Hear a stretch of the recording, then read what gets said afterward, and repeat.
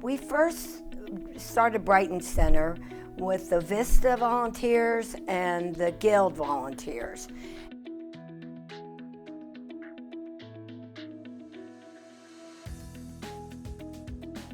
And let me first say that Bob and Helen Brewster were Vista volunteers, and later Bob became the director of Brighton Center.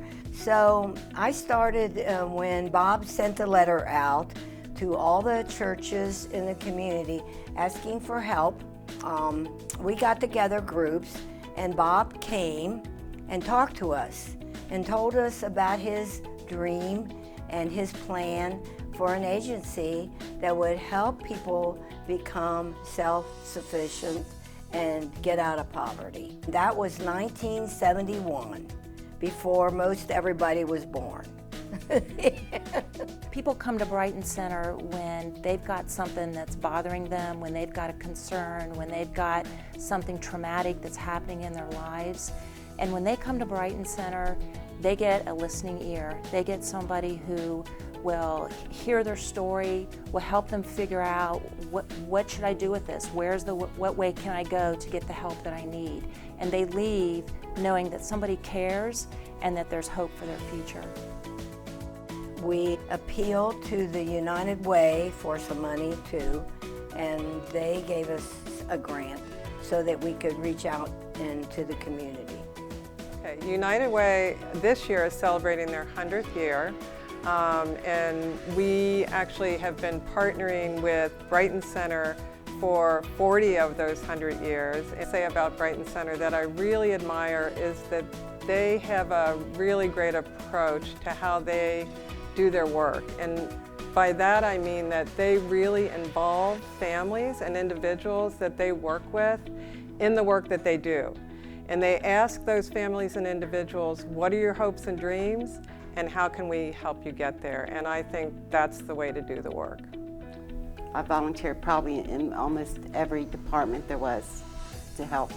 You get that good feeling in your heart when you're helping somebody else. And then the staff at Brighton Center, they dedicated their lives to forming Brighton Center, to helping people, and never realized that it would grow into the beautiful organization that it is.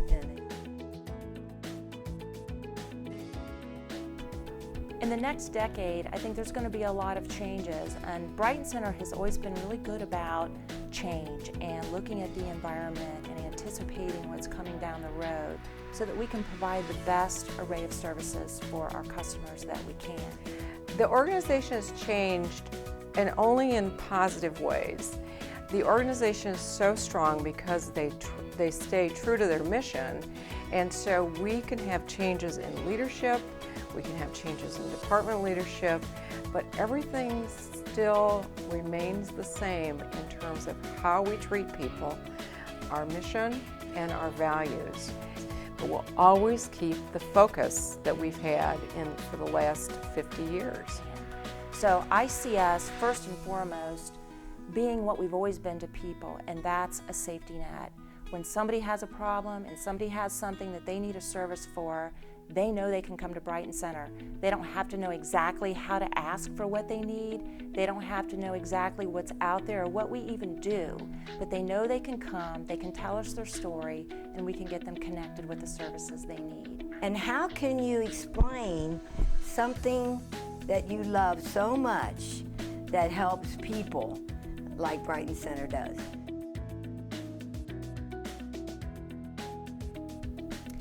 I would say thank you for everything that you've done. We could not achieve our mission without the volunteers and the donors at Brighton Center. But the other thing I guess I would say is I hope that they've gotten as much out of volunteering at the center as they've given. Or two, they experience it, and they can tell their friends and their neighbors. They can be our voice in the community and really tell our story and help people understand the impact of our services. The impact that it has had on the community with all the services that it provides to the community and to help people become self-sufficient. I mean, this area never had anything like that before. And we have served over thousands of people. I've been at my job for going on 17 years at the Marriott. So, but I don't never give up hope. I love the center so much that I will never give it up. I will always work with it, and they'll be tired of me before I'm tired of them. So.